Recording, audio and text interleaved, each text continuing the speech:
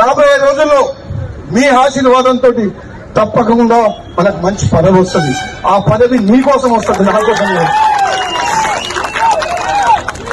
నేను చెప్తున్నా, మంత్రి కాకపోతే డైరెక్ట్ గా ముఖ్యమంత్రి వైద్యం భయపడుతున్నారు.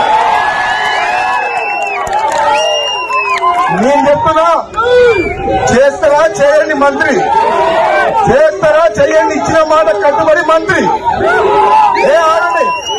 చేస్తారా ఇచ్చిన మాట కట్టుబడి చెయ్యండి. ఇంకా వేచి చూస్తున్నా, పదవి గురించి మనం బాధపడతలేదు.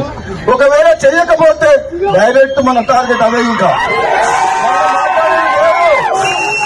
మీరు ఏం చేయండి అంటే